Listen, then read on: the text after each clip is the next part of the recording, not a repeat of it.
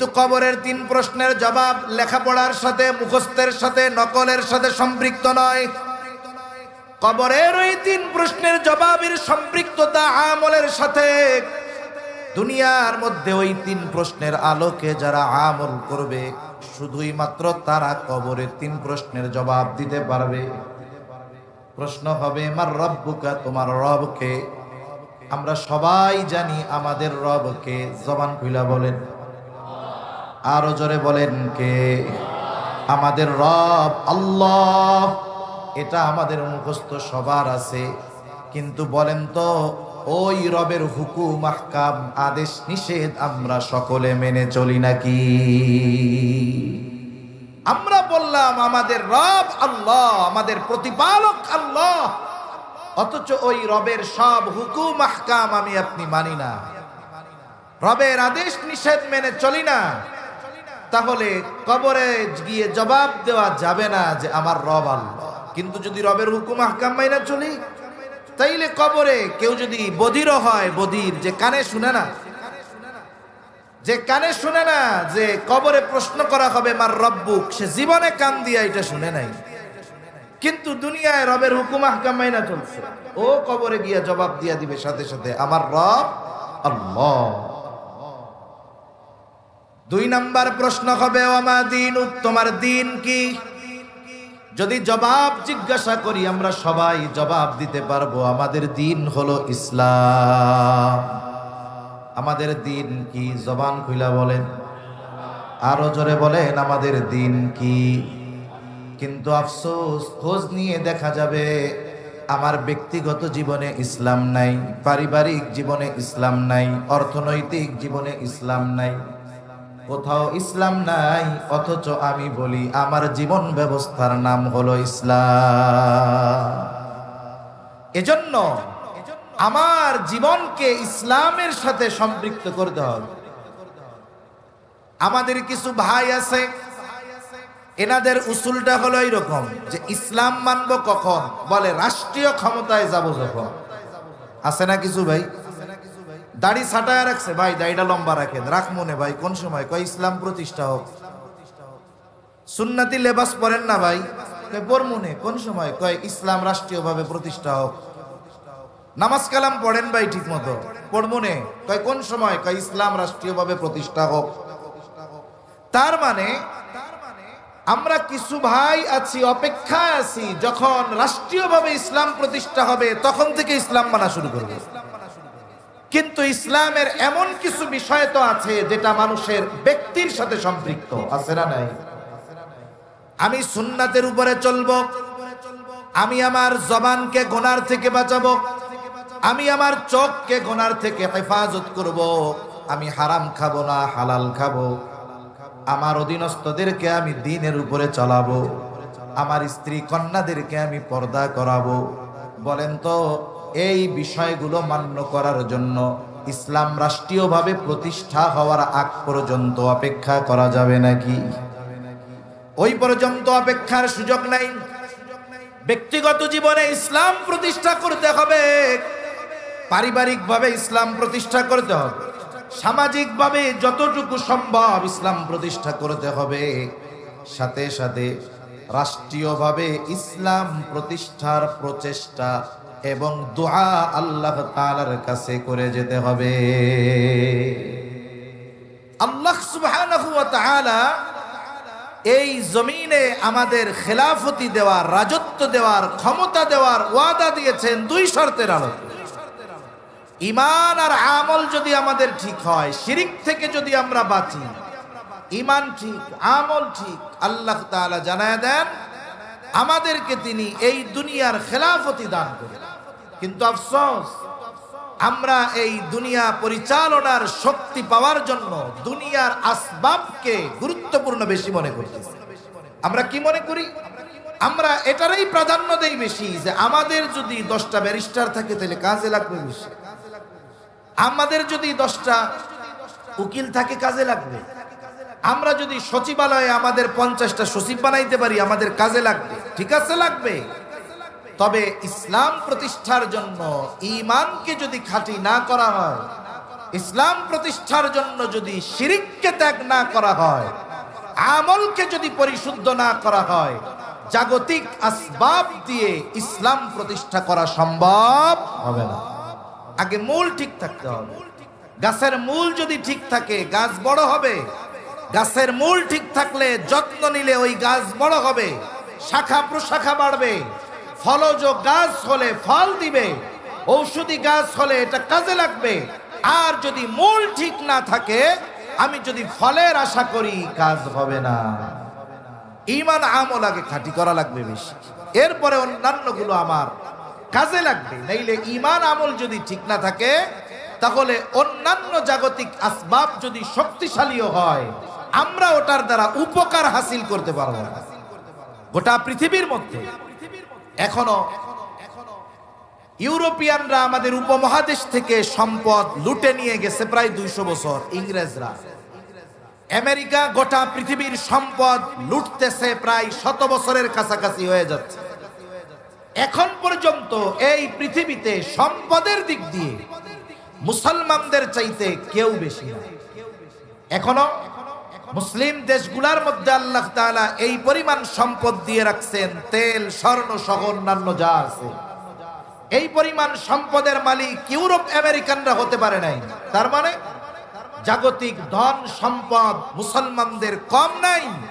কিন্তু 250 কোটি মুসলমান হবার পরেও ঈমান ঠিক না থাকার কারণে, শিরক থেকে বাঁচার কারণে, আমল ঠিক না থাকার কারণে গোটা আরবের মধ্যে এক ইসরায়েল বসে চতুর্দিকে আরব দেশ থাকার পরেও ফিলিস্তিনের গাজার নিরস্ত্র নিরহ মুসলমানদেরকে নির্বিচারে হত্যা চালিয়ে যাচ্ছে। ঠিক কিনা বলে? মুসলমানদের দুনিয়ার সম্পদ আছে, কিন্তু আমরা সেই ঈমান আমল হারায় ফেলছি। যার কারণে সম্পদ থাকার পরেও, সংখ্যায় অনেক হওয়ার পরেও 250 কোটি মুসলমান আমরা 100 কোটি ইহুদি আমাদের নাকে রশি দিয়া ঘুরাই দিচ্ছে। কথা অন্যদিকে চলে যাচ্ছে। তাহলে বলতেছিলাম, কবরে দ্বিতীয় প্রশ্ন করবে, ওয়ামা দীনুক, তোমার দিন কি? সবাই জবাব আমরা দিতে পারবো, আমার দিন হলো ইসলাম। কিন্তু এই জবাব কবরে দেওয়ার জন্য ইসলামের উপরে আমাকে প্রতিষ্ঠিত হতে হবে। ব্যক্তি জীবন ইসলামের আলোকে সাজাতে হবে, পারিবারিক জীবন ইসলামের আলোকে সাজাতে হবে, অর্থনৈতিক রাজনৈতিক সমাজ জীবন ইসলামের আলোকে সাজাতে হবে। আমার যতটুকু সম্ভব পরিপূর্ণ ইসলামী অনুশাসন মেনে চলার সাথে সাথে রাষ্ট্রীয়ভাবে ইসলাম প্রতিষ্ঠার জন্য প্রচেষ্টার সাথে সাথে আল্লাহ তাআলার কাছে দোয়া করতে হবে।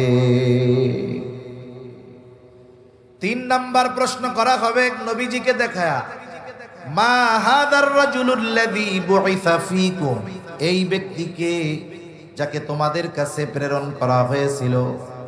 অথবা প্রশ্ন করা হবে, ওমান নাবিয়্যুক, তোমার নবীকে। এই প্রশ্নের জবাব আমরা সবাই জানি, মুহাম্মাদুর রাসূলুল্লাহ সাল্লাল্লাহু আলাইহি ওয়াসাল্লাম। তবে ওই ব্যক্তি কবরে এই প্রশ্নের জবাব দিতে পারবে যারা নবীজির সুন্নাতের আলোকে নিজেকে সুসজ্জিত করেছিল।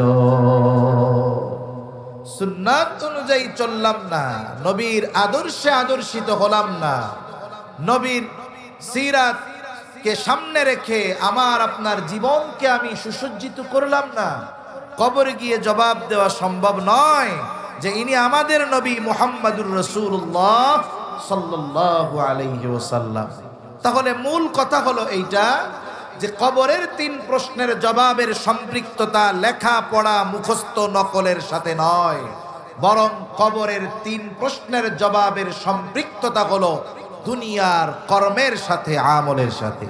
আল্লাহ আমাদেরকে ওই রকম আমল দুনিয়ায় করার তৌফিক দান করেন বলি আমিন। তাহলে আল্লাহ তাআলা বললেন, আল-ইয়াওমা আকমালতু লাকুম দীনাকুম, আমি তোমাদের জন্য তোমাদের দিন পরিপূর্ণ করে দিলাম, তোমাদের জীবন ব্যবস্থাকে পরিপূর্ণ করে দিলাম। তার মানে ইসলাম হলো পরিপূর্ণ এক জীবন ব্যবস্থা, যেখানে মানব জীবনের সব ধরনের সমস্যার সমাধান আছে। মানব জাতি যত বড় সমস্যায় পড়ুক না কেন, ইসলামের দিকে যদি ফিরে আসে, ইসলাম থেকে যদি সমস্যার সমাধান গ্রহণ করে নেয়, তাহলে সমস্যা যত বড় হোক ওই সমস্যার সমাধান করা সম্ভব। তাহলে বলতেছিলাম, আমার আপনার নবীজির মাধ্যমে আল্লাহ তাআলা কয়েকটি বিষয়ের পূর্ণতা দিয়েছেন। এক নাম্বার, আল্লাহ রাব্বুল আলামিন দ্বীন পরিপূর্ণ করে দিয়েছেন, শরীয়তের পরিপূর্ণতা প্রদান করেছেন। আমার আপনার নবীজির আগে কারো মাধ্যমে আল্লাহ তাআলা এই শরীয়তের পূর্ণতার ঘোষণা দেন নাই। শরীয়তের পূর্ণতার ঘোষণার পরপরই আল্লাহ তাআলা বলেন, ওয়া আতমামতু আলাইকুম নি'মাতি। আল্লাহ তাআলা বলেন, আমি তোমাদের জন্য আমার নিয়ামত পূর্ণ করে দিলাম। শরীয়ত পূর্ণতার সাথে সাথে নিয়ামতের পূর্ণতার ঘোষণা আল্লাহ তাআলা দিয়েছেন। আমি যে আয়াতাংশ আপনাদের খেদমতে তিলাওয়াত করেছি, উক্ত আয়াতকে সামনে রেখে কিছু কথা বলার ইচ্ছা পোষণ করেছি। এই আয়াতের মধ্যে আল্লাহ সুবহানাহু ওয়া তাআলা দ্বীন পরিপূর্ণতার ঘোষণা দিয়েছেন, সাথে সাথে আল্লাহ তাআলা নিয়ামত পরিপূর্ণতার ঘোষণা আল্লাহ তাআলা দিয়েছেন। রাসূল আকরাম সাল্লাল্লাহু আলাইহি ওয়াসাল্লাম, আমার আপনার নবী, গোটা সৃষ্টি জগতের জন্য রহমত, রাহমাতুল লিল আলামিন। আল্লাহ তাআলা আমার আপনার নবীজির মাধ্যমে অনেকগুলো গুরুত্বপূর্ণ বিষয়ের পূর্ণতা দিয়েছেন, যা আমার আপনার নবীজির আগে আল্লাহ তাআলা এই বিষয়গুলোর পূর্ণতা প্রদান করেন নাই। এর মধ্যে এক নাম্বার, আল্লাহ তাআলা আমার আপনার নবীজির মাধ্যমে দ্বীন তথা শরীয়তের পূর্ণতার ঘোষণা দিয়েছেন। দুই নাম্বার, আল্লাহ তাআলা নিয়ামতের পূর্ণতা ঘোষণা দিয়েছেন। এই আয়াতের তাফসীরের মধ্যে আসছে, একদিন একজন ইহুদি খলিফাতুল মুসলিমিন হযরত ওমর রাদিয়াল্লাহু তাআলা আনহুর কাছে গেছে, গিয়ে বলে, খলিফাতুল মুসলিমিন, আপনাদের কোরআনে এমন একটা আয়াত আছে, ওই আয়াত যদি তাওরাতে মূসা আলাইহিস সালামের উপরে নাজিল হইতো, যেই দিন এই আয়াত নাজিল হতো ওই দিনটাকে আমরা ঈদের দিন বানায় ফেলতাম। ওই দিনটা হতো আমাদের জন্য সবচাইতে আনন্দের দিন। হযরত ওমর রাদিয়াল্লাহু তাআলা আনহু তারে জিজ্ঞাসা করতেছে, কোন আয়াত, যেটা তাওরাতে থাকলে তোমরা ওই দিনটারে ঈদের দিন বানায় ফেলতা? এইবার ইহুদি বলতেছে, এই আয়াত, আল ইয়াউমা আকমালতু লাকুম দীনাকুম ওয়া আতমামতু আলাইকুম নি'মাতি ওয়া রাদিতু লাকুমুল ইসলাম দীনা। আল্লাহ রাব্বুল আলামিন বলেন, আজ আমি তোমাদের জন্য তোমাদের দ্বীনকে পরিপূর্ণ করে দিলাম। ওয়া আতমামতু আলাইকুম নি'মাতি, এবং তোমাদের জন্য আমার নিয়ামত পরিপূর্ণ করে দিলাম। ওয়া রাদিতু লাকুমুল ইসলাম দীনা, তোমাদের জন্য ইসলামকে দিন হিসাবে আমি মনোনীত করলাম। হযরত ওমর রাদিয়াল্লাহু তাআলা আনহু বলেন, এই আয়াত কোন দিন, কোথায়, কার উপরে নাজিল হয়েছে আমি সেটা জানি। এই আয়াত নাজিল হয়েছে মুহাম্মাদুর রাসূলুল্লাহ সাল্লাল্লাহু আলাইহি ওয়াসাল্লামের উপর। আরাফার দিন, বিদায় হজে, জাবালে রহমতে এই আয়াত আল্লাহ তাআলা নাজিল করেছেন। এই আয়াত নাজিলের মাধ্যমে আল্লাহ তাআলা আমাদের দ্বীন তথা জীবন ব্যবস্থাকে পূর্ণাঙ্গের ঘোষণা দিয়েছেন। তার মানে মানব জীবনে, মুসলমানদের জীবনে, ইমানদারের জীবনে যত ধরনের প্রয়োজনীয়তা আছে, যত ধরনের সমস্যা আছে, সব সমস্যার সমাধান ইসলামের মধ্যে আছে। একজন মানুষ কিভাবে তার ব্যক্তিগত জীবন পরিচালনা করবে, কিভাবে তার রাজনৈতিক জীবন পরিচালনা করবে, কিভাবে পারিবারিক জীবন পরিচালনা করবে, কিভাবে তার ব্যবসা পরিচালনা করবে, কিভাবে মানুষের সাথে আচার আচরণ করবে, কিভাবে আত্মীয় স্বজনের সাথে সে চলবে, কিভাবে পাড়া প্রতিবেশীর সাথে সে চলবে, কোন পদ্ধতিতে সে ব্যবসা করবে, কিভাবে তার অর্থনৈতিক জীবন পরিচালনা করবে, জবান খুলে বলেন তো সব কিছুর সমাধান ইসলামে আছে না না? মানব জীবনের এমন কোন দিক নাই যেই দিকের সমস্যার সমাধান ইসলামের মধ্যে নাই। ইসলাম এমন এক জীবন ব্যবস্থা, আপনাদের আমাদের হাতে অনেকের কাছে অ্যান্ড্রয়েড মোবাইল আছে। আপনি একটা অ্যান্ড্রয়েড মোবাইল কেনার পর দেখবেন 6 মাস 1 বছর পর পর এর প্রোগ্রামগুলো আপডেট হয়। তার মানে 6 বছর আগে অ্যান্ড্রয়েড সফটওয়্যার আর 6 বছর পরের সফটওয়্যার এক না। সময়ের সাথে সাথে, যুগের সাথে সাথে অ্যান্ড্রয়েড আপডেট হয়, সফটওয়্যার আপডেট হয়। অনেকে বলে ইসলাম হলো মধ্যযুগীয় এক জীবন ব্যবস্থা।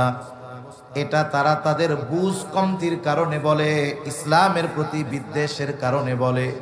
কিন্তু আল্লাহ তাআলা ইসলামকে এমন এক জীবন ব্যবস্থায় পরিণত করেছেন যেটা সর্বযুগে সর্বকালে কিয়ামত পর্যন্ত মানব জীবনের একমাত্র সমাধান। এটা এমন না যে ইসলাম 1500 বছর আগে এটা ওল্ড ভার্সন হয়ে গেছে, এখন মানব জীবন পরিচালনার জন্য নতুন কিছু দরকার, ইসলাম দিয়ে সম্ভব নয়। এটা যারা মনে করে নিঃসন্দেহে তারা বেঈমান, কোনো সন্দেহ নাই, ঠিক কিনা বলে? ইসলাম কিয়ামত পর্যন্ত যত সমস্যা মানব জীবনে আসবে, যত প্রয়োজনীয়তা দেখা দিবে, সব কিছুর সমাধান ইসলামের মধ্যে আছে। এটা পূর্ণাঙ্গ এক জীবন ব্যবস্থা, এটা আমাদের দিন, এটাই আমাদের জীবন ব্যবস্থা। শুধু তাই না, এই দিন সম্পর্কে দুনিয়ায় যেমন আমাদের দিনের উপরে চলতে হবে, পরকালে মৃত্যুর পর এই দিনের ব্যাপারে আল্লাহ আমাদের জিজ্ঞাসা করবে। আমাদের সকলের কম বেশি জানা আছে, কবরের মধ্যে 3টি প্রশ্ন করা হবে। কয়টি প্রশ্ন একটু জোরে বলেন? 3টি প্রশ্ন করা হবে, এটা সবাই জানে। শুধু মুসলিমেরা জানে, অমুসলিমেরা জানে না এমনটা নয়, বরং অমুসলিমেরাও এই কথা জানে যে মুসলমানেরা এটা বিশ্বাস করে কবরের মধ্যে 3 প্রশ্ন করা হবে। প্রশ্ন করা হবে কবরে, কিন্তু প্রশ্ন আল্লাহ তাআলা ফাঁস করে দিয়েছেন আগে। আমাদের সমাজে একটা ছাত্র যত মেধাহীন হোক, কবে হোক না কেন, ও যদি পরীক্ষার 1 ঘন্টা মাত্র 1 ঘন্টা আগে পরীক্ষার প্রশ্নটা হাতে পাওয়া যায়, ও যত মেধাহীন হোক না কেন 1 ঘন্টা আগে যদি প্রশ্ন পাওয়া যায়, ও গোল্ডেন এ প্লাস পেয়ে যাবে, মাত্র 1 ঘন্টা। অথচ আল্লাহ সুবহানাহু ওয়া তাআলা নবীজি সাল্লাল্লাহু আলাইহি ওয়াসাল্লামের মাধ্যমে আমাদের কবরে 3 প্রশ্ন করা হবে, এটা অনেক আগে জানায়া দিয়েছেন। সবাই জানে কবরে 3 প্রশ্ন। তার মানে পরীক্ষার হলে যাওয়ার আগে যদি প্রশ্ন আউট হয়ে যায়, তাহলে তো সবারই গোল্ডেন এ প্লাস পাওয়ার কথা, ঠিক না? কিন্তু বিষয়টা এমন নয়, কারণ দুনিয়ার পরীক্ষার হলে যেই প্রশ্ন, এটার জবাব দেওয়া সহজ, কারণ একটু লেখাপড়া করলেই জবাব দেওয়া যায়। মনে করেন একজন ভালো মতো লেখাপড়া করেছে, পরীক্ষার হলে গিয়ে সে জবাব দিয়ে দিতে পারবে। আর একজন ভালো মতো লেখাপড়া করে নাই, কিন্তু একদিন আগে প্রশ্ন ফাঁস হয়ে গেছে, বলে ও গোল্ডেন এ প্লাস পেয়ে যাবে। আর একজন লেখাপড়াও করে নাই, প্রশ্ন ফাঁসও পায় নাই, 1 গাঁটটি নকল নিয়ে গেছে, যা দেখে পরীক্ষার হলে যেই প্রশ্নগুলো আসছে, মাশাআল্লাহ তার নকলের গাঁটটির মধ্যে ওইগুলাও আছে। তার মানে লেখাপড়া করে পাশ করা যায়, প্রশ্ন ফাঁস হইলেও পাশ করা যায়, আবার নকল নিয়েও দুনিয়ার পরীক্ষায় পাশ করা যায়। কিন্তু বলেন তো, কবরের প্রশ্নের জবাব এই 3 পদ্ধতি অবলম্বন করলে জবাব দেওয়া যাবে নাকি? একজন যদি ভালো মতো মুখস্থ করে, চিন্তা করে, মুখস্থ কইরা তুই ফেরেশতা তো আইবো জিজ্ঞাসা করতে, আসলেই প্রশ্ন করার আগেই জবাব দেয়া দিমু, যা কইবা জানি জবাব, এটা সম্ভব? সম্ভব। কেউ যদি ওসিয়ত করে যায় যে আমার তো আমল টামল ঠিক নাই, এই 3 প্রশ্নের জবাব দিতে পারলে তো কবর জান্নাতের বাগান হয়ে যাইব। এক কাম করি, সুন্দর মতো আমার কাফনের মধ্যে জবাবটা লেখা 2-3 কপি নকল দিয়ে দিস, কাজ হবে। দুনিয়ার পরীক্ষায় নকল নিয়ে পাশ করা যাবে, প্রশ্ন ফাঁস হইলে পাশ করা যাবে, মুখস্থ করলে গিয়ে জবাব দেওয়া যাবে। কিন্তু কবরের 3 প্রশ্নের জবাব লেখাপড়ার সাথে, মুখস্থের সাথে, নকলের সাথে সম্পৃক্ত নয়। কবরের ওই 3 প্রশ্নের জবাবের সম্পৃক্ততা আমলের সাথে। দুনিয়ার মধ্যে ওই 3 প্রশ্নের আলোকে যারা আমল করবে, শুধুই মাত্র তারা কবরে 3 প্রশ্নের জবাব দিতে পারবে। প্রশ্ন হবে, মার রব্বুকা, তোমার রবকে? আমরা সবাই জানি আমাদের রবকে। জবান খুইলা বলেন, আরো জোরে বলেন, কে? আমাদের রব আল্লাহ। এটা আমাদের মুখস্থ সবার আছে। কিন্তু বলেন তো, ওই রবের হুকুম, আহকাম, আদেশ নিষেধ আমরা সকলে মেনে চলি নাকি? আমরা বললাম আমাদের রব আল্লাহ, আমাদের প্রতিপালক আল্লাহ, অথচ ওই রবের সব হুকুম আহকাম আমি আপনি মানি না, রবের আদেশ নিষেধ মেনে চলি না। তাহলে কবরে গিয়ে জবাব দেওয়া যাবে না যে আমার রব আল্লাহ। কিন্তু যদি রবের হুকুম আহকাম মাইনা চলি, তাইলে কবরে কেউ যদি বধির হয়, বধির যে কানে শুনে না, যে কানে শুনে না যে কবরে প্রশ্ন করা হবে মার রব্বুক, সে জীবনে কান দিয়া এটা শুনে নাই, কিন্তু দুনিয়ায় রবের হুকুম আহকাম মাইনা চলছে, ও কবরে গিয়া জবাব দিয়া দিবে সাথে সাথে আমার রব আল্লাহ। 2 নাম্বার প্রশ্ন হবে, ওমা দীনুক, তোমার দিন কি? যদি জবাব জিজ্ঞাসা করি, আমরা সবাই জবাব দিতে পারবো, আমাদের দিন হলো ইসলাম। আমাদের দিন কি? জবান খুইলা বলেন, আরো জোরে বলেন, আমাদের দিন কি? কিন্তু আফসোস, খোঁজ নিয়ে দেখা যাবে আমার ব্যক্তিগত জীবনে ইসলাম নাই, পারিবারিক জীবনে ইসলাম নাই, অর্থনৈতিক জীবনে ইসলাম নাই, কোথাও ইসলাম নাই। অথচ আমি বলি আমার জীবন ব্যবস্থার নাম হলো ইসলাম। এজন্য আমার জীবনকে ইসলামের সাথে সম্পৃক্ত করতে হবে। আমাদের কিছু ভাই আছে, এনাদের উসুলটা হলো এইরকম যে ইসলাম মানবো কখন? বলে রাষ্ট্রীয় ক্ষমতায় যাব যখন। আছে না কিছু ভাই? দাড়ি ছাটায় রাখছে, ভাই দাড়িটা লম্বা রাখেন, রাখ মনে ভাই, কোন সময়? কয় ইসলাম প্রতিষ্ঠা হোক। সুন্নতি লেবাস পরেন না ভাই, কয় পর মনে, কোন সময়? কয় ইসলাম রাষ্ট্রীয়ভাবে প্রতিষ্ঠা হোক। নামাজ কালাম পড়েন ভাই ঠিক মতো, পড় মনে, কয় কোন সময়? কয় ইসলাম রাষ্ট্রীয়ভাবে প্রতিষ্ঠা হোক। তার মানে আমরা কিছু ভাই আছি, অপেক্ষায় আছি, যখন রাষ্ট্রীয়ভাবে ইসলাম প্রতিষ্ঠা হবে তখন থেকে ইসলাম মানা শুরু করবে। কিন্তু ইসলামের এমন কিছু বিষয় তো আছে যেটা মানুষের ব্যক্তির সাথে সম্পৃক্ত, আছে না নাই? আমি সুন্নাতের উপরে চলবো, আমি আমার জবানকে গুনার থেকে বাঁচাবো, আমি আমার চোখকে গুনার থেকে হেফাজত করব, আমি হারাম খাবো না, হালাল খাবো, আমার অধীনস্থদেরকে আমি দ্বীনের উপরে চালাবো, আমার স্ত্রী কন্যাদেরকে আমি পর্দা করাবো। বলেন তো, এই বিষয়গুলো মান্য করার জন্য ইসলাম রাষ্ট্রীয়ভাবে প্রতিষ্ঠা হওয়ার আগ পর্যন্ত অপেক্ষা করা যাবে নাকি? ওই পর্যন্ত অপেক্ষার সুযোগ নাই। ব্যক্তিগত জীবনে ইসলাম প্রতিষ্ঠা করতে হবে, পারিবারিকভাবে ইসলাম প্রতিষ্ঠা করতে হবে, সামাজিকভাবে যতটুকু সম্ভব ইসলাম প্রতিষ্ঠা করতে হবে, সাথে সাথে রাষ্ট্রীয়ভাবে ইসলাম প্রতিষ্ঠার প্রচেষ্টা এবং দোয়া আল্লাহ তাআলার কাছে করে যেতে হবে। আল্লাহ সুবহানাহু ওয়া তাআলা এই জমিনে আমাদের খেলাফতি দেওয়ার, রাজত্ব দেওয়ার, ক্ষমতা দেওয়ার ওয়াদা দিয়েছেন 2 শর্তের আলোকে। ঈমান আর আমল যদি আমাদের ঠিক হয়, শিরিক থেকে যদি আমরা বাঁচি, ঈমান ঠিক, আমল ঠিক, আল্লাহ তাআলা জানায় দেন আমাদেরকে তিনি এই দুনিয়ার খেলাফতি দান করেন। কিন্তু আফসোস, আমরা এই দুনিয়া পরিচালনার শক্তি পাওয়ার জন্য দুনিয়ার আসবাবকে গুরুত্বপূর্ণ বেশি মনে করতেছি। আমরা কি মনে করি? আমরা এটারই প্রাধান্য দেই বেশি যে আমাদের যদি 10টা ব্যারিস্টার থাকে তাহলে কাজে লাগবে বেশি, আমাদের যদি 10টা উকিল থাকে কাজে লাগবে, আমরা যদি সচিবালয়ে আমাদের 50টা সচিব বানাইতে পারি আমাদের কাজে লাগবে, ঠিক আছে লাগবে। তবে ইসলাম প্রতিষ্ঠার জন্য ঈমানকে যদি খাঁটি না করা হয়, ইসলাম প্রতিষ্ঠার জন্য যদি শিরককে ত্যাগ না করা হয়, আমলকে যদি পরিশুদ্ধ না করা হয়, জাগতিক আসবাব দিয়ে ইসলাম প্রতিষ্ঠা করা সম্ভব হবে না। আগে মূল ঠিক থাকতে হবে। গাছের মূল যদি ঠিক থাকে গাছ বড় হবে, গাছের মূল ঠিক থাকলে যত্ন নিলে ওই গাছ বড় হবে, শাখা প্রশাখা বাড়বে, ফলজ গাছ হলে ফল দিবে, ঔষধি গাছ হলে এটা কাজে লাগবে।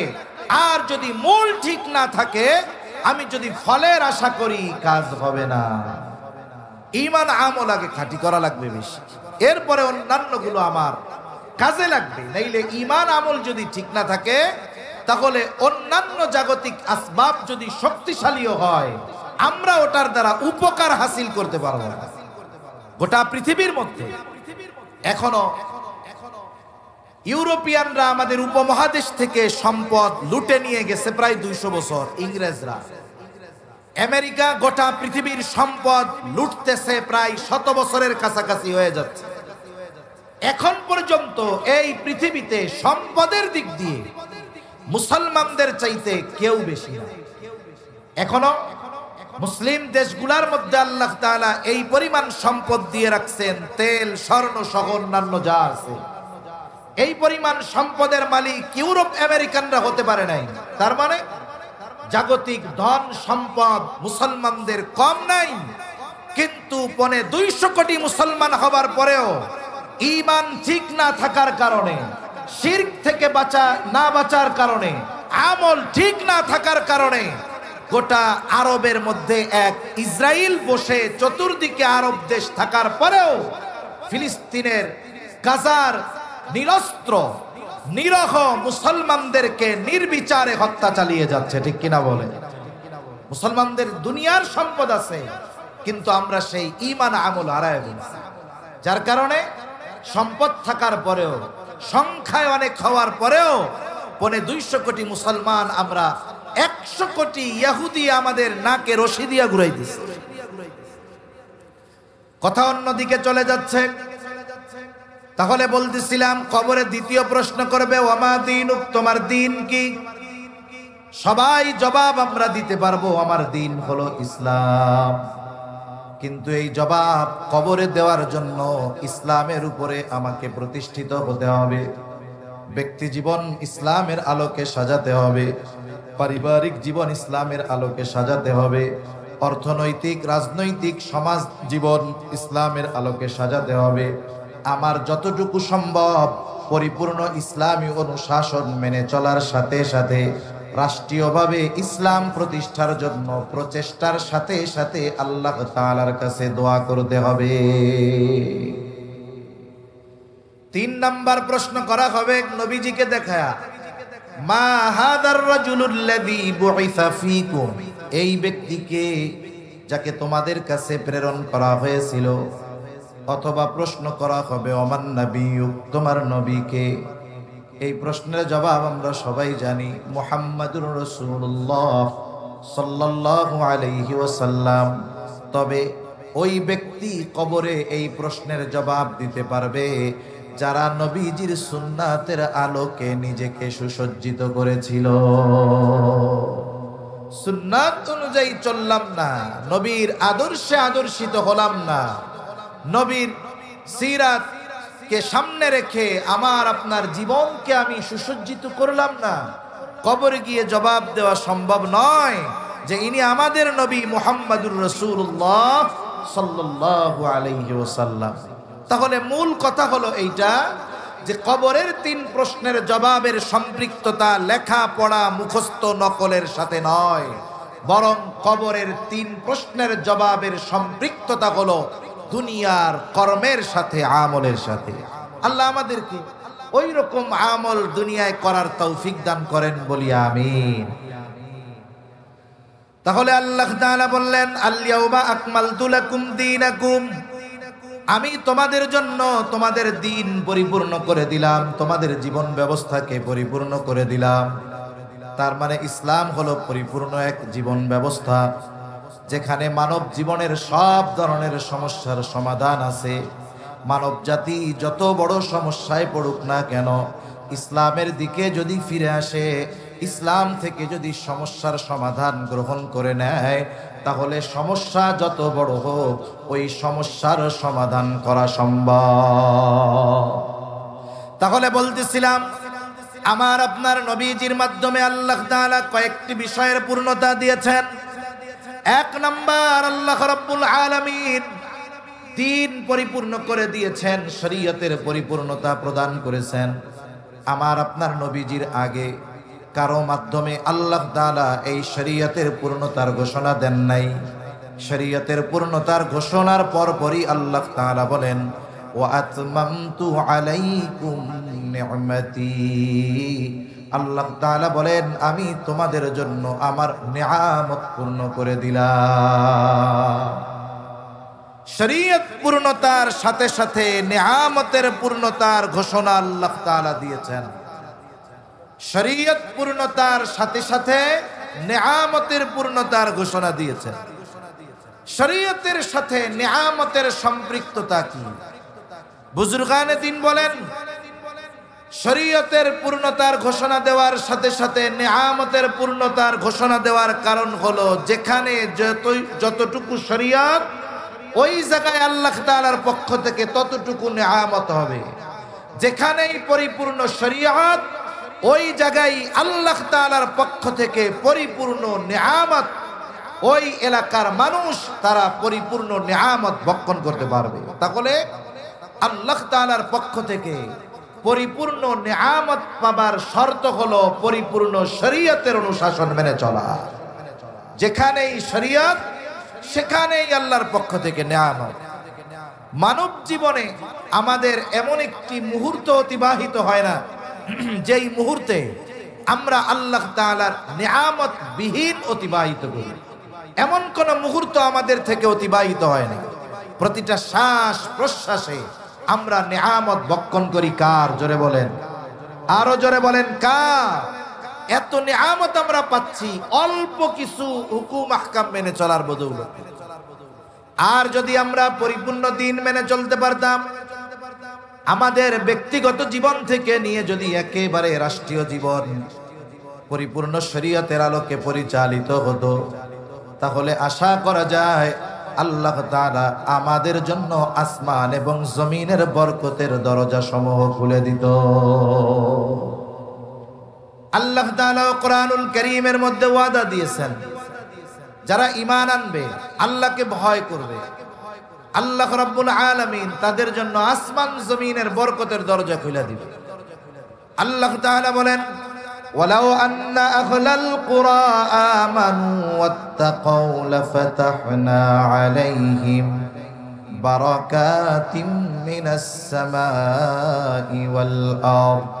আল্লাহ তাআলা বলেন, জনপদের অধিবাসীরা যদি ঈমান আনে আর মুত্তাকি হয়ে যায়, লাফাতাহনা আলাইহিম বারাকাতিম মিনাস সামাই ওয়াল আরদ, তাহলে অবশ্যই আমি তাদের জন্য আসমান এবং জমিনের বরকতের দরজা সমূহ খুলে দিব।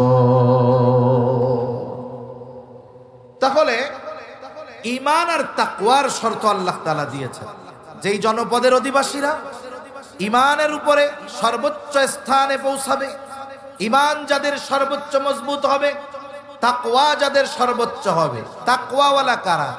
যারা আল্লাহ তাআলার আদেশ সমূহ মেনে চলে, নিষেধ সমূহ থেকে বেঁচে থাকে, ওরাই তো মুত্তাকি। তার মানে ঈমানের সাথে সাথে যারা সর্বোচ্চ পরিমাণে আল্লাহ তাআলার বিধিবিধান মেনে চলবে, আল্লাহ তাআলা তাদের জন্য আসমান জমিনের বরকতের দরজা খুলে দিবে। সুবহানাল্লাহ। এখন এর উপমা দিতে গিয়ে আমরা 1500-2000 বছর আগে যাওয়ার দরকার নেই। আমরা একেবারে নিকট অতীতের থেকে একটা উপমা নেই। এই পৃথিবীতে একটা দেশ আছে আমেরিকা, তার ন্যাটো জোট সহ, যেই দেশে প্রায় 2 যুগের কাছাকাছি ধ্বংসলীলা চালিয়েছে। এমন একটা দিন অতিবাহিত হয় নাই যেই দেশে আমেরিকা আর তার জোট মিলে বোমা হামলা করে নাই, বলেন তো সেই দেশটার নাম কি? আফগানিস্তান। 22 বছরের উপরে একেবারে টানা তাদের উপরে প্রতিদিন বোমা হামলা চলেছে কোথাও না কোথাও। একসাথে এই পৃথিবীর সর্বোচ্চ শক্তিধর দেশগুলা 22 বছর তাদের উপরে আক্রমণ চালানোর পরেও তাদেরকে ধ্বংস করে দিতে পারে নাই, নিশ্চিহ্ন করে দিতে পারে নাই। 2 দশক বা 2 যুগ পর যখন তারা হিসাব নিকাশের খাতা খুইলা বসছে, হিসাব করে দেখলো এতদিন তাদের চেষ্টা এটা পুরাই বিফল, কোনো লাভ হয় নাই। এখন তারা চিন্তা করলো এখানে আর থাকা যাবে না। একটা সময় নিজেদের অবস্থা বুঝতে পেরে ওই দেশ ছেড়ে তারা রাতের আধারে পালিয়ে চলে গেল। মূলত পালায়া চলে গেছে, এটা হলো মূল কথা। মানুষ যদি সময় নিয়ে যায় তাহলে তাদের সম্পদ টম্পদ সব নিয়ে যায়, কিন্তু আমেরিকা তারা রাতারাতি যা আছে সেইগুলা নিয়ে পালাইছে, যা নেওয়ার মতো, বাকি সব রাইখা গেছে, নষ্ট করে রাইখা গেছে যেন কাজে না লাগাইতে পারে। ওরা যাওয়ার সময় কি করছে বলে, ওই 22 বছর আগে যাদের থেকে অন্যায়ভাবে ক্ষমতা কেড়ে নিয়েছিল আবার তাদের হাতেই ক্ষমতা দিয়ে গেছে। 22 বছর আগে তাদের উপরে আমেরিকা আর তার জোট মিলে আক্রমণ করেছিল। এর মূল কারণ ছিল তারা কোরআন সুন্নাহর অনুশাসন মেনে চলে রাষ্ট্র পরিচালনা করেছিল। এটাই ছিল তাদের মূল অপরাধ, আর কিছু না। যে তারা শরঈ শাসন ওই দেশে কায়েম করেছে, এই জন্য তাদেরকে ধ্বংস করে দেওয়ার ষড়যন্ত্র তারা করছে। একা না, আমেরিকা একা না, ইউরোপিয়ান সব শক্তি সম্মিলিতভাবে তাদেরকে আক্রমণ করছে। 22 বছর কিছুই করতে পারে নাই। কারণ যেটা ইমিটেশন, এটা যতই চকচক করুক, ওই স্বর্ণকারের অ্যাসিড বা আগুনের মধ্যে দিলে ওইটার রূপ ধরা পড়বে, ওইটা শেষ হয়ে যাবে। কিন্তু যেটা খাঁটি স্বর্ণ, ওইটার গায়ে যত ময়লা কাদা লাগুক না কেন, ওইটারে যখন আগুনে পোড়াবে আর অ্যাসিডে দিবে, ওইটা আরো আগের চাইতে খাঁটি হবে, ঠিক কিনা বলে? এজন্য স্বর্ণকে খাঁটি করার জন্য পোড়ানো হয়, অ্যাসিডে দেওয়া হয়। যেই স্বর্ণরে যত ভালোভাবে পোড়ায়, বলে ওইটার খাঁট তত দূর হয়, খাঁটি তত বেশি হয়। ওই মানুষগুলা তো এমনিতেই খাঁটি, আর এই 20-22 বছরের যুদ্ধ তাদেরকে আরো খাঁটি সোনায় রূপান্তর করছে। একটা সময় আমেরিকা তার ন্যাটো জোট সহ পালায়া গেছে। 22 বছর আগে যাদের থেকে ক্ষমতা কেড়ে নিয়েছিল, আবার তাদের হাতেই রাষ্ট্র পরিচালনার দায়িত্ব দিতে তারা বাধ্য হয়েছে। যাবার সময় এমন কোন উল্লেখযোগ্য স্থাপনা নাই তারা ধ্বংস করে যায় নাই। তার মানে ধ্বংসস্তূপে পরিণত একটি দেশ তাদের হাতে তুলে দিয়ে তারা রাতারাতি চলে গেল। সাথে সাথে তাদের যেই রিজার্ভ ছিল, রাষ্ট্রীয় যেই সম্পদ, এটাকেও আমেরিকা নিয়ে গেছে। একেবারে মোল্লাদের হাতে দেশটাকে দিয়ে গেছে, কিন্তু হাতের মধ্যে কোনো টাকা পয়সা দেয়া যায় না। নতুন করে কেমন করে এই শহর তারা গড়বে, স্থাপনাগুলোকে আবার কেমনে গড়ে তুলবে, এই জন্য টাকা পয়সা দরকার, কিছুই তাদের হাতে দেয় না। একটা দেশ তাদের হাতে তুলে দিয়ে গেছে, যেই দেশ ধ্বংসস্তূপে পরিণত একটা দেশ। আজকে একটা খবর দেখলাম, আমেরিকা যখন আফগানিস্তানে গেছিল হামলা করার জন্য, গ্রাম অঞ্চলে মাঝে মধ্যে ডাকাতি হয়, জানেন? হয় আপনাদের এদিকে ডাকাতি হয়। আপনার এলাকায় যখন ডাকাতি হবে, এ বিষয়ে আপনি সুনিশ্চিত থাকবেন যে আপনার এলাকায় ওই বাহির থেকে ডাকাত এসে ডাকাতি করতে পারবে না, যতক্ষণ না আপনার এলাকার ডাকাতরা ওদের সহযোগিতা না করবে, ঠিক কিনা কর? আপনার এলাকার সোর্স তাদেরকে সহযোগিতা করলে ওরা বাহির থেকে এসে ডাকাতি করতে পারবে। আফগানিস্তান গিয়ে আমেরিকা আর ন্যাটো জোট মাজলুমের উপরে এই পরিমাণ জুলুম করতে পারতো না যদি ওই আফগানিস্তানের কিছু দালাল ওদেরকে সহযোগিতা না করত। যেই দালালেরা যুগের পর যুগ তাদেরকে সহযোগিতা করেছিল, মনে করেছিল আমেরিকানদেরকে সহযোগিতা করার মাধ্যমে আমরা আমেরিকার সিটিজেনশিপ পেয়ে যাব, আরামে ভোগ বিলাসে আরাম করে বাকি হায়াত কাটায়া দিবে। ডোনাল্ড ট্রাম্প ওই ধরনের আফগানিস্তানের ওই দালাল যারা আমেরিকায় ছিল এদেরকে বইলা দিছে 1 সপ্তাহের মধ্যে আমেরিকা ছাড়বি তোরা। কয় সপ্তাহের মধ্যে? 1 সপ্তাহের মধ্যে। এখন টের পাবে মজা করে গয়। দালালি কইরা গেছিলি, মুনাফিকি করেছিলি, যাদেরকে সাহায্য করেছিলি মুসলমানদেরকে মারার জন্য, তোরা তো গাদ্দার, ওরা ভালো মতো জানে। এই জন্য ওদেরকে বলছে যাও 1 সপ্তাহের মধ্যে দেশ ত্যাগ করবা। তাহলে করুণ পরিণতির মধ্যে তারা আছে। এজন্য বিশ্বাসঘাতক মুনাফিক যেগুলো, এগুলো দুনিয়া আখিরাত কোথাও শান্তিতে থাকতে পারে। ইংরেজদেরকে সহযোগিতা করছিল যারা নবাব সিরাজউদ্দৌলার বিরুদ্ধে, এদের মধ্যে মীর জাফরও ছিল। ইংরেজরা ঠিক সময় চিন্তা করছে যেই বেটা ওর জাতির সাথে ধর্মের সাথে গাদ্দারি করতে পারে, ও আমাদের সাথে গাদ্দারি করবে না, এর কোনো গ্যারান্টি আছে? এক সময় মীর জাফররে ওরা মাইরা দিচ্ছে, আমেরিকাও গাদ্দারদেরকে পাঠায়া দিচ্ছে। কিন্তু যাদেরকে মারার জন্য আমেরিকা গিয়েছিল আজকে তারা রাষ্ট্র পরিচালনার দায়িত্বে নিয়ে আছে। যাই হোক, দায়িত্ব দিয়ে গেছে খালি হাতে, কোনো কিছু নাই। চিন্তা করছে যে 6 মাস যাওয়ার পরে আফগানিস্তানের লোকজন বলা শুরু করবে আগেই ভালো ছিলাম। কি বলবে? আগেই ভালো ছিল। কিন্তু এই রাষ্ট্র পরিচালনার দায়িত্ব কোন মুনাফিকের হাতে আসে নাই, কোন দুর্নীতিবাজের হাতে রাষ্ট্র পরিচালনার দায়িত্ব আসে নাই, কোন সম্পদ পাচারকারীর হাতে এই দায়িত্ব আসে নাই, কোন রডের বদলে বাঁশ দেওয়া ইঞ্জিনিয়ারের হাতে এই দায়িত্ব আসে নাই।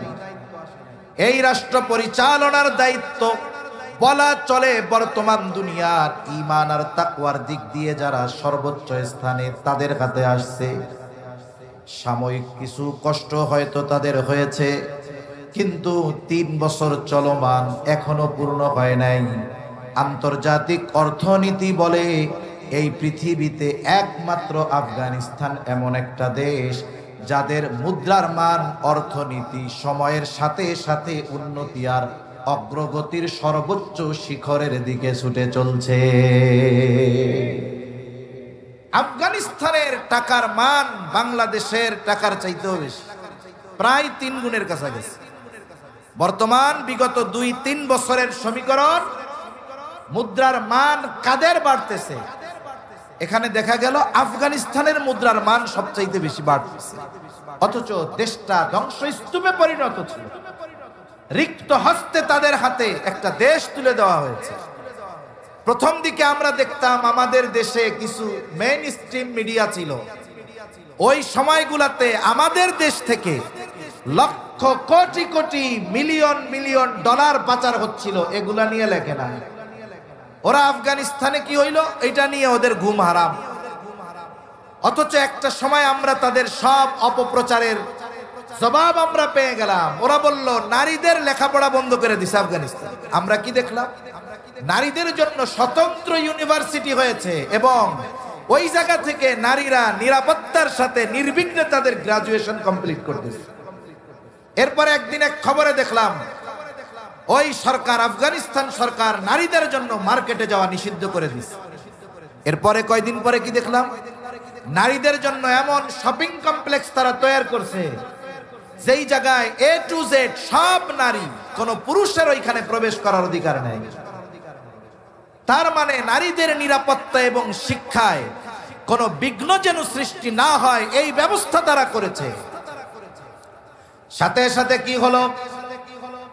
আল্লাহ সুবহানাহু ওয়া তাআলা তাদেরকে কত নেয়ামত দিলেন, তারা তেলের খনি পেয়ে গেছে, তেলের খনি। আমেরিকা, ইউরোপ চিন্তা করছে উত্তোলনের জন্য আমাদের প্রযুক্তি প্রয়োজন হবে, কিন্তু দেখা গেল মোল্লারা নিজেরাই আবিষ্কার করলো কেমনে দেশীয় পদ্ধতিতে তেল উত্তোলন করা যায়। আমাদের দেশের মানুষের ঘুম হারাম, সাংবাদিকদের ঘুম হারাম, ওই দেশ শেষ হয়ে গেল।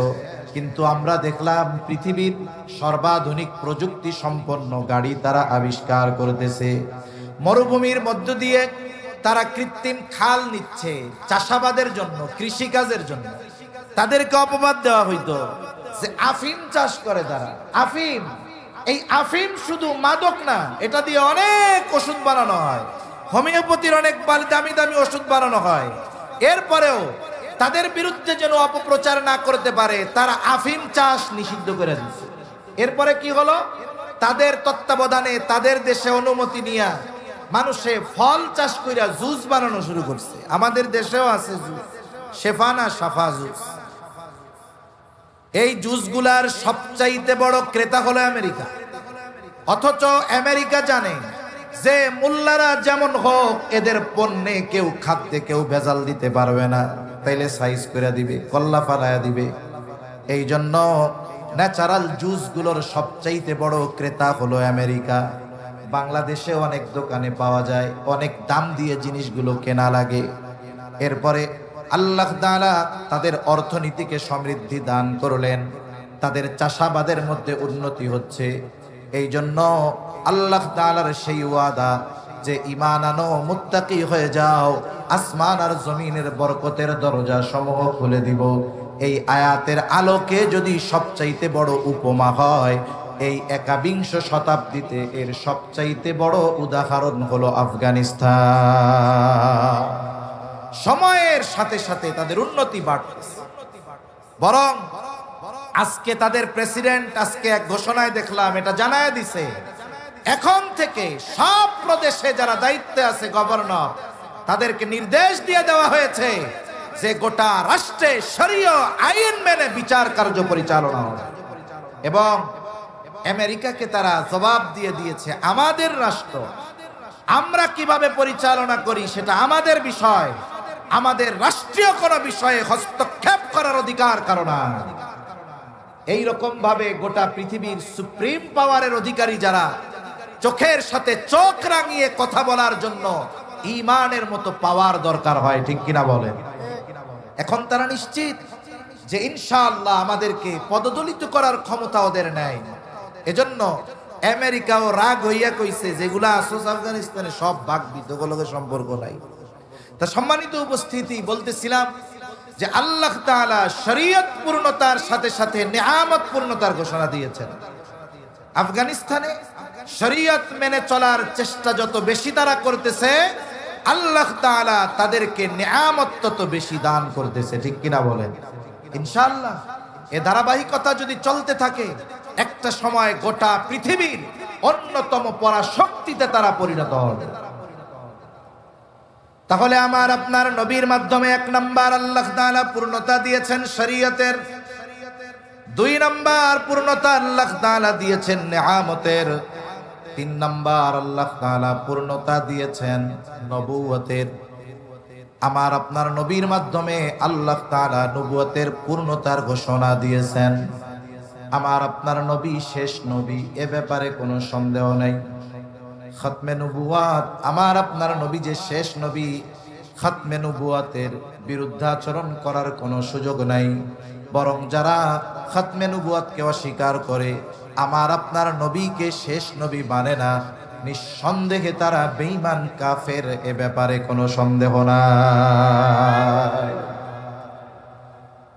খতমে নবুয়াতের উপরে বারবার বারবার আঘাত আসছে, কিন্তু ইমানদার নবী প্রেমীরা এই আঘাতগুলোর প্রতিহত করার জন্য সর্বদা ঈমানী শক্তিতে বলিয়ান হয়ে আছে, ঠিক কিনা বলে? বিশেষ করে উপমহাদেশে খতমে নবুয়াত সম্পর্কে এই ব্যাপারে সবচাইতে বেশি ফিতনা যারা সৃষ্টি করেছে তারা হলো কাদিয়ানী, গোলাম আহমদ কাদিয়ানী। এর গ্রুপেরা সবচাইতে বেশি খতমে নবুয়াতের উপরে আঘাত করেছে। চলে বলে কলে কৌশলে এরা খতমে নবুয়াতকে অস্বীকার করেছে। এদের অবস্থা কি? গোলাম আহমদ কাদিয়ানীর বাড়ি হলো কাদিয়ান, আর তাদের হেডকোয়ার্টার হলো লন্ডনে। সারা পৃথিবীতে জার্মানির মতো জায়গা যেখানে ইসলামিক কনফারেন্স করা খুব কঠিন, সেখানে রাষ্ট্রীয় প্রটোকলে বিশাল বিশাল ইজতেমা করে এই কাদিয়ানীরা। ইউরোপের যতগুলো দেশ আছে, সাধারণ মুসলিমদের জন্য চলাফেরা কঠিন, কিন্তু কাদিয়ানীরা খুব নিরাপত্তার সাথে ওই সব জায়গায় চলাফেরা করতে পারে। কেন? কারণ অমুসলিমেরা, ইসলাম বিদ্বেষীরা কাদিয়ানীদের মাধ্যমে মুসলমানদের ঈমান ধ্বংসের খেলায় মেতে উঠে, ঠিক কিনা বলেন? এজন্য তাদের পরিচয় ক্লিয়ার হওয়া দরকার। আমাদের উলামায়ে কেরাম ডাক দেন খতমে নবুয়াতের আন্দোলনে যে আমার আপনার নবী শেষ নবী, আমার আপনার নবীর পরে কোনো নবী নাই। এটা অস্বীকার করলে ঈমান থাকবে না। কারণ খতমে নবুয়াতের সবচাইতে বড় দলিল হলো কোরআন, ঠিক কিনা বলেন? আল্লাহ রাব্বুল আলামিন কোরআনের মধ্যে ঘোষণা দিয়েছেন, মা কানা মুহাম্মাদুন আবা আহাদিম মির রিজালিকুম ওয়ালাকিন রাসূলুল্লাহি ওয়া খাতামান নাবিয়্যিন। আল্লাহ তাআলা বলেন, মুহাম্মদ সাল্লাল্লাহু আলাইহি ওয়াসাল্লাম তোমাদের কোন পুরুষের পিতা নন, ওয়ালাকিন রাসূলুল্লাহ, তিনি হলেন শেষ নবী, ওয়া খাতামান নাবিয়্যিন, তিনি হলেন শেষ নবী, তিনি আল্লাহর রাসূল, তিনি শেষ নবী। নবীজি সাল্লাল্লাহু আলাইহি ওয়াসাল্লাম বলেন, আনা খাতামুন নাবিয়্যিন লা নাবিয়্যা বাদি, আমি শেষ নবী, আমার পরে আর কোন নবী নাই। এই জন্য খতমে নবুয়তের সুস্পষ্ট দলিল থাকার পরেও যারা গোলাম মোহাম্মদ কাদিয়ানীকে নবী বলে, আমার আপনার নবীকে শেষ নবী মানে না, কোনো সন্দেহ নাই তারা বেঈমান। আমাদের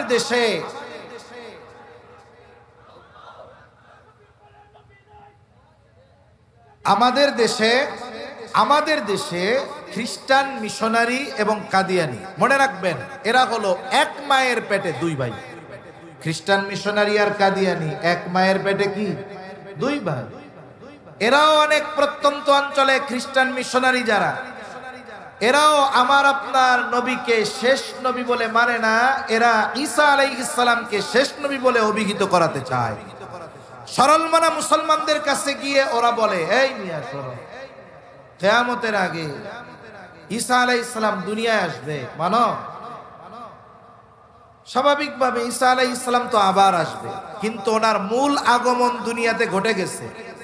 আল্লাহ আসমানে উঠায় নিছে, আবার কিয়ামতের আগে ঈসা আলাইহিস সালামকে আল্লাহ দুনিয়ায় পাঠাবে। আগমনের দিক দিয়ে ওনার আগমন নবীজির আগে হয়ে গেছে। নবীজি আসার মাধ্যমে নতুন করে কোন নবী আসার আর সুযোগ নাই, এটা বন্ধ হয়ে গেছে। ঈসা আলাইহিস সালাম যে আসবে, এটা কি তার নতুন আগমন নাকি পুনরায় আগমন? তার তো মূল আগমন নবীজির আগে হয়ে গেছে, এখন উনি আবার আসবেন। এই আশাটা নতুন করে আসা হবে না, এটা পুনরায় আগমন হবে, কিয়ামতের আগে উনি আসবে। এই কথাটা তো আমরা সবাই জানি। সরল মনা মুসলমানেরা বলবে, হ্যাঁ আসবে তো। তাইলে ঈসা আলাইহিস সালাম আসবে কি হইয়া জানো? ত্রাণকর্তা হয়ে আসবে। উনি আসবে, উনি আসার পরে ওনার উপরে যারা ঈমান আনবে, বিশ্বাস করবে, তারা তো মুসলিম, তারা হবে ঈসাই মুসলিম। আর আল্লাহর আযাব থেকে বাঁচার জন্য ঈসাই মুসলিম হওয়ার বিকল্প আর কোনো কিছু নাই।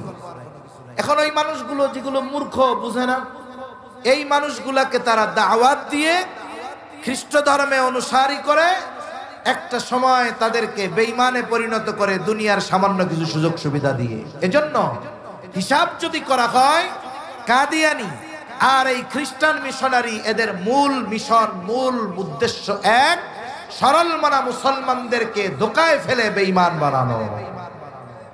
এখন বিষয় হলো, কার তোয়া দিয়েছিলেন? ইংরেজরা তো এই দেশ থেকে লক্ষ লক্ষ সৈন্য এই দেশে আনে নাই। তারাও জানতো এই দেশে যদি আমাদের ক্ষমতা ধরতে হয়, তাহলে এদের সাথে আমাদের লড়াই করে জিততে হবে। এখন তাদের একটা সময় যুদ্ধ করার জন্য সৈনিক দরকার। তারা তাদের সেনাবাহিনীতে নিয়োগ দিল। কোন নামে নিয়োগ দিছে? বলে সবাই ঢুকতে পারবা শুধুমাত্র যদি ইংরেজি ভাষা শিখতে পারো। ইংরেজ সৈনিকরা ইংরেজিতে কথা বলে, অফিসাররা ইংরেজিতে কমান্ড দিবে। এখন সৈনিক যদি ইংরেজি না জানে, এ কি বলে ও কি বলে বুঝবে না তো? বুঝবে? বলেন বুঝবে না। এখন দলে দলে মুসলমানের সন্তানেরা ইংরেজি শেখা শুরু করছে। কেন? ইংরেজি সেনাবাহিনীতে ঢোকার জন্য, চাকরি পাওয়ার জন্য, মোটা অঙ্কের মাইনে পাওয়ার জন্য, বেতন পাওয়ার জন্য। এখন বলেন, বালাকোটের ময়দানে যুদ্ধ হইছে, ওইখানে ইংরেজরা যুদ্ধ করছে, শামেলির ময়দানে ইংরেজদের সাথে উলামা একরামের যুদ্ধ হয়েছে। ইংরেজদের সাথে মুসলমানদের যেই যুদ্ধ, এটা রাষ্ট্রীয় যুদ্ধের সাথে শুধু সম্পৃক্ত তা নয়, প্রত্যেকটা যুদ্ধ ছিল ঈমান আর কুফরের লড়াই, ঠিক কিনা বলেন? এই যে যুদ্ধ হয়েছে, ইংরেজ সেনাবাহিনীতে হাজার হাজার মুসলমানের সন্তানেরা ইংরেজ সেনাবাহিনীর পক্ষে যুদ্ধ করেছে। যুদ্ধ কাদের বিপক্ষে করেছে? বলে যুদ্ধ করেছে শাইখুল হিন্দ মাহমুদুল হাসান দেওবন্দি রহমাতুল্লাহি আলাইহির বিরুদ্ধে, হুসাইন আহমদ মাদানী রহমাতুল্লাহি আলাইহির বিরুদ্ধে, কাসেম নানুতুবির বিরুদ্ধে মুসলমানের সন্তানেরা ইংরেজ সেনাবাহিনীর পক্ষে যুদ্ধ করেছে। ইংরেজি শিখে তাদের সেনাবাহিনীতে ঢুকে মুসলমানদের বিরুদ্ধে অস্ত্র পরিচালনা করেছে। এখন বলেন তো, একজন মুসলমান যদি অপর আর এক মুসলমানের বিপক্ষে গুলি চালায়, যেই মুসলমানেরা ইসলামের পক্ষে বলতেছে, দ্বীনের পক্ষে বলতেছে, ইমানের পক্ষে বলতেছে, তাদের বিরুদ্ধে যদি কোনো তাহাজ্জুদ গুজারিও গুলি চালায়, নিঃসন্দেহে ও বেঈমান, কোনো সন্দেহ নাই। এই ইংরেজ সেনাবাহিনীতে হাজার হাজার মুসলমানের সন্তানেরা ঢুকছিল ইংরেজি শিখে। ওরা যুদ্ধ করেছে কাদের বিরুদ্ধে? ওই সমস্ত মুসলমানদের বিরুদ্ধে যারা ইংরেজদের বিরুদ্ধে লড়াই করেছে, তাদের বিরুদ্ধে। এই ইসরায়েলি সেনাবাহিনীর মধ্যে তাহাজ্জুদ গুজারি আছে, রোজাদার আছে, মুসলমান আছে, এরা 5 ওয়াক্ত নামাজ পড়ে।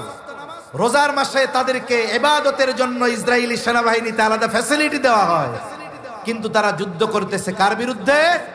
গাজার বিরুদ্ধে। মনে রাখবেন, এই যুদ্ধ যদিও দেখতেছেন গাজা উপত্যকার মুসলমানের বিরুদ্ধে চলতেছে, আর আমাদের দেশের কয়েকটা দালাল ওই ইসরায়েলি ভিসা নিয়ে মসজিদুল আকসার মধ্যে প্রবেশ করে লাইভ দিচ্ছে যে দেখো কোথায় মসজিদুল আকসার কিছুই হয় নাই। ইচ্ছা কি দেয় নাই বলেন? ওরা তো দূরদর্শী জ্ঞান ওদের নাই, অথচ আপনারা হয়তো গতকাল বা তার আগামী দিনের বিষয়টা জেনে থাকবেন। বাইতুল মুকাদ্দাস এরিয়ার ভিতরে মসজিদ শুধু একটা না, অনেকগুলো আছে। এক মসজিদের খতিব ইসরায়েলের বিরুদ্ধে বলার কারণে, গাজার মুসলিমদের পক্ষে বলার কারণে তারা গ্রেফতার করা হয়েছে। কেন? এই যে গাজার মুসলমানদেরকে নিশ্চিহ্ন করার মাধ্যমে ধীরে ধীরে পরিপূর্ণভাবে তারা মসজিদুল আকসাকে পরিপূর্ণ গ্রাস করার অপচেষ্টা চালাচ্ছে। মনে রাখতে হবে, বাইতুল মুকাদ্দাস পরিপূর্ণভাবে দখল দেওয়ার যেই মিশন তাদের, এই মিশন বাস্তবায়নের অন্যতম কর্মসূচি হলো গাজাকে পরিপূর্ণ নিশ্চিহ্ন করে ওটাকেও তাদের আয়ত্তে নিয়ে আসা। সেজন্য এগুলো বুঝে না, বুঝবে কেমনে? আল্লাহ এদের সহি বুঝদান করেন। এখন বলতেছিলাম, এক কথা থেকে অনেক দূর চলে গেলাম। এই ইহুদি জাতি, এরা চির অভিশপ্ত জাতি, এরা চির অভিশপ্ত জাতি। এদের উপরে আল্লাহর লানাত। এরা নবী রাসূলদের হত্যাকারী। এরা আমার আপনার নবীজিকে বারবার হত্যার অপচেষ্টা চালিয়েছে। শুধু তাই না, একটা সময় নবীজির রওজা মুবারক থেকে লাশ চুরি করার, নবীজির দেহ মুবারক চুরি করার অপচেষ্টাও এরা চালিয়েছে। এরা এমন এক জাতি, এরা 2000 বছরের উপরে উদ্বাস্তুর মতো ঘুরে বেড়িয়েছে ঠিক, কিন্তু এরা ওদের ষড়যন্ত্র, চক্রান্ত, এগুলো কখনোই বাদ দেয় নাই। পৃথিবীর যেখানেই তারা গেছে সেখানেই তারা শান্তি বিনষ্ট করেছে। আর তাদেরকে এই মধ্যপ্রাচ্যে বাইতুল মুকাদ্দাসে তার পাশে তাদেরকে স্থান দেওয়া হয়েছে গোটা পৃথিবীর মধ্যে মুসলমানদের মধ্যে শান্তি বিনষ্ট করার উদ্দেশ্যে, ঠিক কিনা বলেন? সম্মানিত উপস্থিতি, এক কথা থেকে অনেক দূর গেলাম। আসলে আফসোসের বিষয় যে গাজার নিরহ মুসলমান, ওইখানে নিরস্ত্র মানুষদেরকে হত্যা করা হচ্ছে। অথচ দেখুন, রাসূল আকরাম সাল্লাল্লাহু আলাইহি ওয়াসাল্লাম যখন কোথাও কোনো সেনাবাহিনী প্রেরণ করতেন, যুদ্ধের জন্য কোনো বাহিনী যখন নবীজি প্রেরণ করতেন, নবীজি সাল্লাল্লাহু আলাইহি ওয়াসাল্লাম যেই নির্দেশনাগুলো দিতেন, এর মধ্যে নির্দেশনাগুলো এরকম ছিল যে খবরদার, তোমরা রাস্তায় যাওয়ার সময় কোনো গাছ নষ্ট করবা না, ফসল নষ্ট করবা না, কোনো কিছু আগুন দিয়ে পুড়ায়া দিবা না, নিরস্ত্র কাউকে আঘাত করবা না, শিশুদের হত্যা করবা না, নারীদের হত্যা করবা না, তারপরে বৃদ্ধদের হত্যা করবা না। আবার যুদ্ধের ময়দানে যাদের সাথে যুদ্ধ হচ্ছে, প্রতিপক্ষ যদি তোমাদের অস্ত্রের আঘাতে মারা যায়, খবরদার তাদের লাশ বিকৃত করবা না। কিন্তু আমরা কি দেখলাম?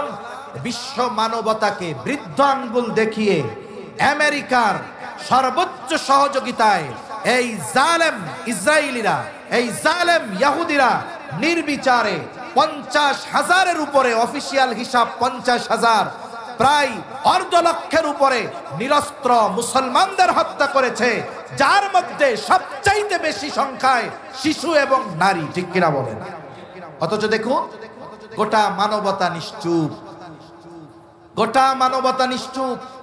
আমরা অনেক সময় আফসোস করি, আরে চতুর্দিকে তো আরব দেশ, মুসলমানেরা, মধ্যে ইসরায়েল, এরা যদি 4 দিক থেকে থুথু নিক্ষেপ করে তাতেও তো তারা শেষ হয়ে যাওয়ার কথা। মনে রাখতে হবে, মনে রাখতে হবে, বাস্তবতা হলো এইটা যে আরব শাসকেরা আজকে যে আরাম আয়েশে স্বর্ণের কমটে বাথরুম করে, পায়খানা করে, স্বর্ণের সিঁড়ি দিয়ে বিমান থেকে নামে, এই সুযোগ সুবিধা তারা চুপ থাকার শর্তেই ভোগ করতেছে। ঠিক কিনা বলেন? এখানে ইসরায়েলিরা বসবে, ইহুদিদের বসতি স্থাপন হবে, ফিলিস্তিনিদেরকে নিশ্চিহ্ন করা হবে।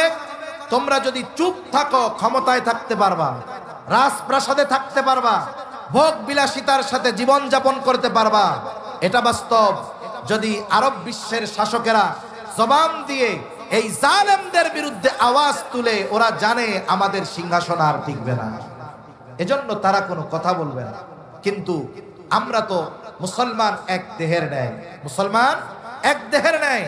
তার চোখে যদি আঘাত পায় গোটা দেহ এই আঘাত অনুভব করে, পায়ে যদি আঘাত পায় গোটা দেহ এই আঘাত অনুভব করে। এজন্য সীমান্তের বেড়া জালে আমরা পড়ে গিয়েছি। আমরা ছিলাম এক উম্মাহ, আমাদের মধ্যে কোনো সীমানার বেড়া ছিল না। 100 বছর আগেও গোটা হেজাজ আরব এক ছিল। আজকে দেখুন কি হচ্ছে, সীমান্তের দেয়াল, এক পাশে মিশর, আর এক পাশে ফিলিস্তিনের গাজ্জা অঞ্চল, এক পাশে ধ্বংসস্তূপে পরিণত হয়েছে, না খেয়ে মানুষ মরতেছে, নির্বিচারে গুলি চলতেছে, দেয়ালের অপর পাশে মানুষ আনন্দ উল্লাস করতেছে। অথচ সীমান্ত নামক এই দেয়াল আমার অপর আর এক মুসলমান ভাইয়ের কষ্টে তার পাশে গিয়ে দাঁড়ানোর মতো সুযোগও আমাদেরকে শেষ করে দিয়েছে। ঠিক কিনা বলেন? সেই সুযোগটাও আমাদের থেকে কেড়ে নিয়েছে। আমরা ছিলাম এক উম্মাহ, আমাদের গোটা উম্মাহ ছিলাম আমরা একটা দেহের ন্যায়। কিন্তু আফসোস, আজকে আমার দেহে কষ্ট কাটা লাগলে আমি গোটা দেহ কষ্ট অনুভব করি, কিন্তু লক্ষ লক্ষ মুসলমানদের উপরে নির্যাতন, জুলুম, নিষ্পেষণ। অথচ অনেকে আমরা তাদের জন্য একটু দোয়াও করতে পারি না। আমরা তাদের জন্য আল্লাহর কাছে দোয়া করব, বলেন ইনশাআল্লাহ। দোয়ার সাথে সাথে এই কামনা অন্তরের মধ্যে রাখবো, যদি সশরীরে ওই মাজলুমদের পাশে যদি দাঁড়ানোর সুযোগ হয়, ইনশাআল্লাহ আমরা তাদের পাশে দাঁড়াবো, বলেন ইনশাআল্লাহ। সাথে সাথে আগামীর জন্য প্রস্তুতি নিয়ে রাখতে হবে। আগামীর প্রস্তুতি কি? ইতিমধ্যে আপনারা জেনেছেন, প্রায় আমাদের পার্শ্ববর্তী দেশে মুসলমানদের প্রায় 9 লক্ষ একরের বেশি ওয়াকফ জমি, এটার নিয়ন্ত্রণ জালেম হিন্দুত্ববাদী সরকার নিজেদের নিয়ন্ত্রণে নিয়ে মুসলমানদেরকে ভূমিহীন করার সর্বোচ্চ অপচেষ্টা তারা চালিয়ে যাচ্ছে। মনে রাখতে হবে যে একটা সময় মুসলমানদের উপরে জুলুম চলবে। আমরা যদি আমাদের মুসলমান ভাইদের সহযোগিতায় না দাঁড়াই, তাদের জন্য ব্যথিত না হই, আল্লাহ না করুক ওই জালেম আরাক ইসরায়েল আমাদের পাশে অচিরেই তৈরি হয়ে যাবে। ঠিক কিনা বলেন? এজন্য আমাদেরকে সকল সময় সব ধরনের প্রস্তুতি নিয়ে থাকতে হবে, যেন জালেম যদি আমাদের উপরে আঘাত করে আমরা যেন প্রতিহত করতে পারি। এজন্য মানসিকভাবেও সর্বোচ্চ প্রস্তুত থাকার দরকার আছে না নাই? সম্মানিত উপস্থিতি, কথা থেকে অনেক দূরে চলে গেছি যে রাসূল আকরাম সাল্লাল্লাহু আলাইহি ওয়াসাল্লামের আখলাক এমন আখলাক ছিল যে কাফেররা বারবার হত্যার অপচেষ্টা করেছে, কিন্তু আমার আপনার নবীর চারিত্রিক ব্যাপারে অপবাদ দেওয়ার দুঃসাহস মক্কার আবু জেহেল, উতবা, সাইবা কখনো করতে পারে নাই। রাসূল সাল্লাল্লাহু আলাইহি ওয়াসাল্লামের চারিত্রিক সৌন্দর্যের সনদ দুনিয়ার কোনো মানুষ দেয় নাই, বরং স্বয়ং আল্লাহ তাআলা আমার আপনার নবীজির চারিত্রিক সনদ দিয়ে দিয়েছেন। আল্লাহ তাআলা বলেন, ওয়া ইন্নাকা লাআলা খুলুকিন আযীম। আপনি মহান চরিত্রে অধিষ্ঠিত। আমার আপনার নবীজির চরিত্র মহান, পূর্ণাঙ্গ এক চরিত্র। নবীজি সাল্লাল্লাহু আলাইহি ওয়াসাল্লাম বলেন, ইন্নামা বুইসতু লিউতাম্মিমা মাকারিমাল আখলাক। নবীজি সাল্লাল্লাহু আলাইহি ওয়াসাল্লাম বলেন, আমাকে উত্তম চরিত্রে পরিপূর্ণতা প্রদানার্থে প্রেরণ করা হয়েছে। তাহলে আমার আপনার নবীর আগে যত নবী আসছে সব নবী উত্তম চরিত্রওয়ালা নবী। আমার আপনার নবী শুধু উত্তম চরিত্রওয়ালা নবী নয়, বরং আমার আপনার নবী হলেন উত্তম চরিত্রে পরিপূর্ণতা দান করনেওয়ালা নবী। এজন্য নবীজির চরিত্রের আলোকে আমাদেরকে আলোকিত হতে হবে। এই বিষয়গুলো যদি ঠিক থাকে, নবীজির আদর্শে যদি আদর্শিত হই, সুন্নাতের আলোয় আলোকিত যদি আমরা হতে পারি, যত ধরনের বেদাত আছে এগুলো ইনশাআল্লাহ আলো আগমনের কারণে সমস্ত বেদাত নামক অন্ধকার দূর হয়ে যাবে ইনশাআল্লাহ। তাহলে আমরা আলোচনা করতেছিলাম যে আল্লাহ তাআলা আমার আপনার নবীর মাধ্যমে শরীয়তের পূর্ণতা দিয়েছেন, নেয়ামতের পূর্ণতা দিয়েছেন। আমরা যদি শরীয়ত পরিপূর্ণ মানতে পারি তাহলে পরিপূর্ণ নেয়ামত আল্লাহ তাআলার পক্ষ থেকে পাবো। সাথে সাথে নবুয়তের পূর্ণতা আল্লাহ তাআলা আমার আপনার নবীর মাধ্যমে দিয়েছেন এবং উত্তম আখলাকের পরিপূর্ণতা আমার আপনার নবীর মাধ্যমেই পূর্ণতা লাভ করেছে। তা আল্লাহ সুবহানাহু ওয়া তাআলা আমাদের সবাইকে কথাগুলো বুঝবার তৌফিক দান করেন, আমলের কথাগুলো আমল করবার তৌফিক দান করেন। সাথে সাথে আমাদেরকেও, আমাদের আগামী প্রজন্মকেও পরিপূর্ণ দ্বীনের উপরে পরিচালিত করার তৌফিক আল্লাহ তাআলা দান করেন। আমিন। ওয়া আখিরু দাওয়ানা আনিল হামদুলিল্লাহি রাব্বিল আলামিন।